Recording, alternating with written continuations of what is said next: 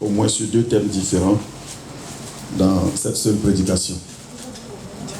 Et donc, dans Jean chapitre 11, nous allons lire à partir du verset 1 au verset 4. Pour le premier message. Il y avait un homme malade, Lazare de Béthanie, village de Marie et de Marthe, sa sœur. C'était cette Marie qui oignait de parfum le Seigneur et qui lui essuya les pieds avec ses cheveux. Et c'était son frère Lazare qui était malade. Les sœurs envoyèrent dire à Jésus, Seigneur, voici, celui que tu aimes est malade. Après avoir entendu cela, Jésus dit, cette maladie n'est point à la mort, mais elle est pour la gloire de Dieu, afin que le Fils de Dieu soit glorifié par elle. Alléluia. Amen. Gloire à Dieu. Ce passage, je crois que beaucoup d'entre vous le connaissent déjà, vous l'avez déjà au moins lu ou entendu parler. Et à travers ce passage, j'aimerais vous parler de quelque chose que j'ai intitulé 4 types de chrétiens dans l'Église. Amen. On nous parle d'un homme malade du nom de Lazare. Et ce Lazare avait 2 sœurs. L'une se nommait Marie et l'autre Marthe. Et la Bible nous précise, à partir du verset 2, que c'est cette Marie qui oignit le parfum du Seigneur et qui lui essuya les pieds avec ses cheveux. Quant à Lazare, on ne nous dit rien d'autre qu'il est malade. La parole de Dieu nous enseigne dans le livre de Romains que tous les hommes sans exception ont péché et sont privés de la gloire de Dieu. Et donc la maladie est la conséquence du péché. La maladie est déjà la manifestation de la mort. Parce que l'aboutissement de la maladie, c'est la mort. Lorsqu'une personne tombe malade, quand on dit à quelqu'un que tu as un cancer, quand on dit à quelqu'un que tu as le VIH, SIDA, quand on dit à quelqu'un que tu as la tuberculose, quand on dit à quelqu'un que tu souffres d'anémie sévère, toutes ces maladies qu'on peut nommer, la personne sait déjà que si la maladie continue, son aboutissement, c'est la mort, c'est elle. Et donc, tout de suite, on cherche à contrecarrer cela pour que la personne puisse vivre. On essaie de lui apporter des soins, n'est-ce pas? Et donc, la maladie nous annonce déjà la mort. La maladie, c'est la mort. Et nous savons que la mort, c'est le dernier ennemi de l'homme. Tu peux avoir des projets. Tu peux avoir même un projet de mariage. Si la mort vient 2 jours et frappe, la mort annule le mariage. Tu peux être en train de construire une maison. Tu peux avoir réussi à un examen ou un concours. Tu as eu le bac. Ou tu viens fraîchement de sortir de l'école de police. Tu viens d'avoir ton grade et ton diplôme de commissaire. Et tu n'as jamais exercé. On t'annonce ton affectation. Et la mort intervient, elle te terrasse. Tu ne prendras jamais fonction.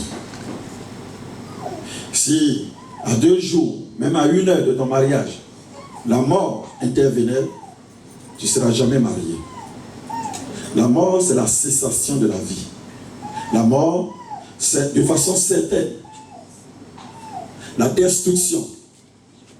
Et la mort est un voyage sans retour. C'est un sommeil dont on ne se réveille jamais.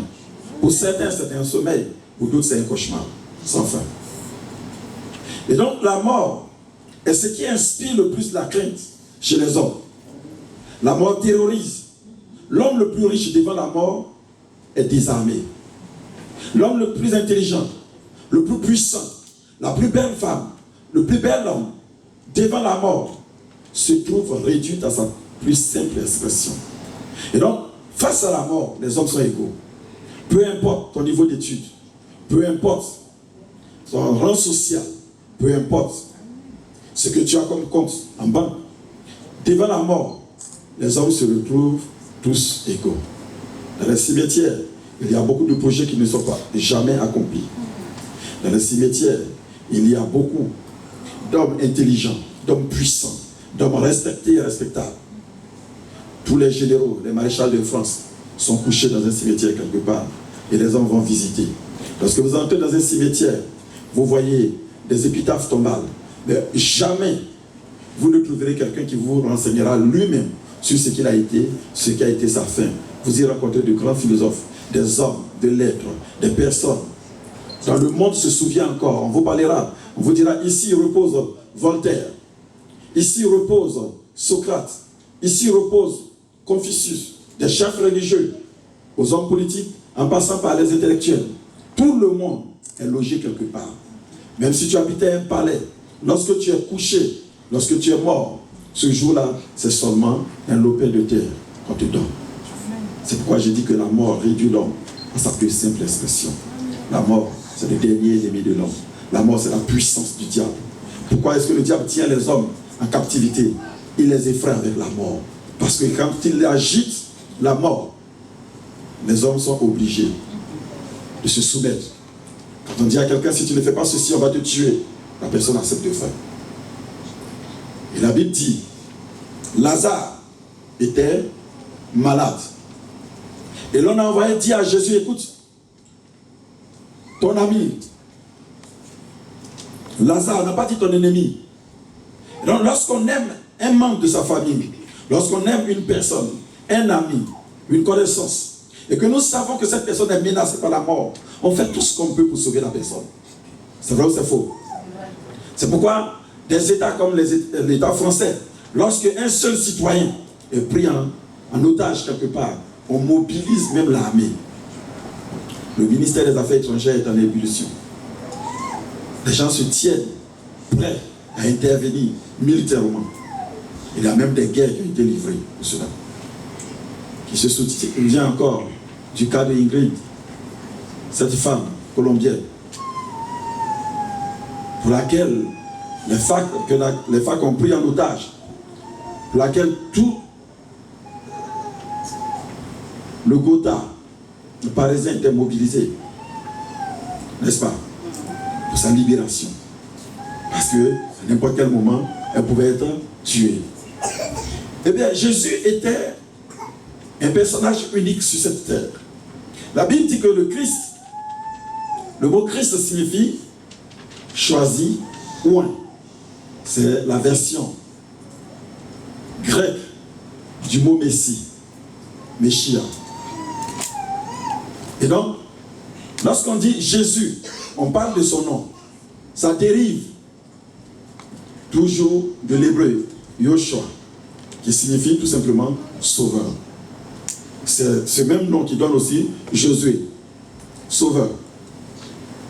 Donc quand on dit Jésus, on parle du sauveur, le sauveur de l'humanité.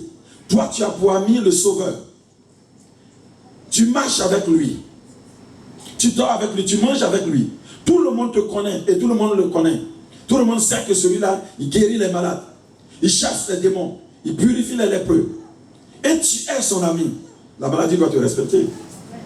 Elle ne doit même pas te faire un clin d'œil. Elle ne doit même pas te toucher. Et au lieu de cela, la maladie l'a terrassé. La Bible dit, Lazare était malade.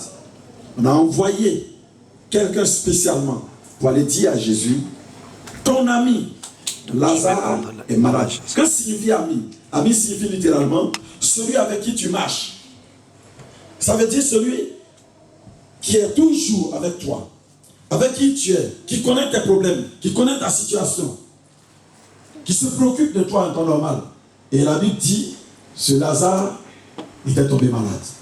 On envoie dire à Jésus, celui qui est ton ami est malade. Et on précise même, celui que tu aimes, on n'a pas dit celui que tu détestes. Les enfants de Dieu parfois se posent des questions lorsque leur arrive des choses dans la vie. En tant qu'enfant de Dieu, en tant que chrétien, nous sommes privilégiés. Et il n'est pas normal que nous puissions vivre certaines situations. Et pour cela, nous ne sommes pas armés de la pensée de souffrir. Et souffrir pour Dieu. Regardez même ceux qui ne connaissent pas vraiment Dieu aujourd'hui. Je parle des musulmans. Ils sont zélés. Ils sont prêts à s'exploser, à mourir. Je parle de la mort comme étant le dernier ennemi de l'homme. Et les musulmans, pour leur Dieu, ils sont prêts à mourir en martyr. Les chrétiens, quant à eux, ils cherchent du sucre. Ils viennent à l'église pour le miel. Ils ne sont pas prêts, ils ne comprennent pas véritablement pourquoi ils marchent avec le Seigneur. Ils marchent avec le Seigneur à cause du pain et du poisson. Ils viennent à l'église juste pour que leurs problèmes soient résolus. Ils viennent à l'église juste pour que Dieu puisse faire quelque chose dans leur vie.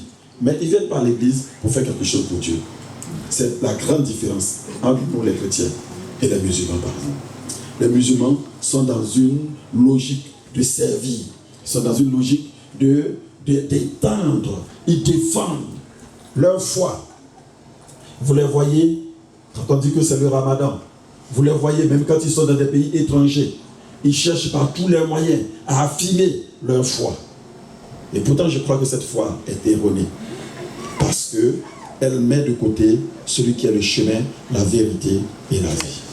Amen. Et alors, la Bible dit, ce Lazare était malade. Et je vous ai dit que la maladie est la conséquence du péché. Car la Bible nous dit dans le livre de Romains, tous ont péché. Ils sont privés de la gloire de Dieu. Et le salaire du péché, c'est la mort. Mais le bouton gratuit de Dieu, c'est la vie éternelle en Jésus-Christ notre Sauveur. Alléluia. Amen. Donc si Lazare était malade, c'est parce que Lazare était aussi un pécheur. C'était parce que sa nature a été aussi corrompue. Mais cela n'empêche que Jésus le reconnaisse comme étant son ami. Est-ce que je parle à quelqu'un? Est-ce que quelqu'un me comprend? Amen. C'est un homme qui avait une nature humaine, qui avait des défauts sûrement, qui n'était pas parfait, qui pouvait faire des choses qui pouvaient déplaire à Dieu. Mais Jésus n'avait pas honte d'être qualifié d'ami. Jésus ne s'est pas préoccupé de sa réputation, disant que je marche avec quelqu'un qui lui n'est pas parfait, qui continue de faire peut-être encore des choses qui ne sont pas justes. Mais ce qui attire mon attention lorsque je lis ce passage, c'est que ce n'est pas Lazare lui-même qui parle à Jésus, qui dit, qui envoie même des gens pour dire, allez-y dire à Jésus que son ami Lazare est malade. Mais ce sont ses sœurs qui envoient quelqu'un pour dire à Jésus, notre ami Lazare est malade. C'est pour ça que je dis que je parle de 4 types de chrétiens. Et le premier type de chrétien, c'est le chrétien Lazare. Celui-là, il est l'ami de Jésus, Jésus le connaît, mais il ne dit jamais rien à Jésus. Il n'expose pas les choses qui sont pour lui des besoins. Il n'expose pas, c'est qu'il n'est pas, il ne profite pas, il ne connaît pas les tenants et les aboutissants de son amitié. Il ne sait pas tellement ce que cette connexion lui apporte. Il ne réalise pas avec qui il marche. Il marche avec celui qui s'appelle le Je suis. Il marche avec celui qui s'appelle le Salut, le Sauveur. Mais il n'a pas conscience de cela. Il y a un premier groupe de chrétiens qui sont dans l'église, mais qui n'ont pas conscience tellement de leur identité. Ils n'ont pas conscience de la connexion. La Bible dit que nous sommes l'olivier sauvage. Et nous avons été greffés sur l'olivier franc. Ça veut dire le Christ. En l'occurrence, Israël était l'olivier du Seigneur. Le peuple de Dieu. Lorsque nous, peuple des nations, nous avons été sauvés par le Christ, quand nous avons cru en lui, à travers cette sève, le sang de Christ, nous avons été, abreuvés à la vie. Et nous faisons partie désormais du peuple de Dieu. Et le nom du Seigneur est invoqué sur nous. C'est un privilège. Beaucoup sont dans l'église du Seigneur. Mais jusque-là, ils ne connaissent pas encore leur véritable identité. Lazare représente une première catégorie de chrétiens qui vivent aux dépens, j'allais dire des autres chrétiens, de l'intercession des autres chrétiens, de la prière des autres chrétiens. Ils attendent simplement que d'autres fassent pour eux les démarches qu'ils peuvent faire eux-mêmes auprès de Dieu. Ils ne veulent pas parler directement à Dieu, mais ils veulent que d'autres parlent à Dieu en leur nom. Ils parlent toujours en disant, prie pour moi, prie pour moi, prie pour moi. C'est pas mauvais que quelqu'un puisse prier pour toi. Mais il faut que tu comprennes que toi aussi, tu as accès au trône de Dieu. Et que le trône de la grâce est aussi là pour toi. Et que l'accès du ciel ne t'est pas fermé. Et que Dieu te connaît. Et que Dieu connaît ton nom. Et que Dieu écoute aussi ta voix. Est-ce que je parle à quelqu'un? Amen. Et la Bible dit Lazare était là. Donc, voici un homme qui connaît Jésus et que Jésus connaît, mais qui, en réalité, est en train d'être malmené par les problèmes, malmené par la maladie, parce que les chrétiens qui connaissent leurs droits, eux aussi sont tentés, eux aussi sont combattus, mais seulement ils savent exercer leur autorité, le pouvoir que le Seigneur leur a donné. Quand la maladie vient, ils mettent la maladie en fuite par l'autorité qui se trouve dans leur bouche. Ils prient. Quand les démons viennent les tourmenter, ils tourmentent les démons et les démons fuient. Parce que la Bible dit, résistez au diable et il fuira loin de vous. Il y a une catégorie de chrétiens qui passent son temps à s'aplatir, à pleurer, à gémir, à soupirer devant Dieu. Parce qu'ils oublient que Dieu n'exauce pas les pleurs, mais c'est la foi que Dieu exauce. C'est la prière que Dieu exauce. Lorsque le peuple d'Israël devait traverser la mer Rouge, la Bible dit, ils étaient arrivés devant la mer Rouge.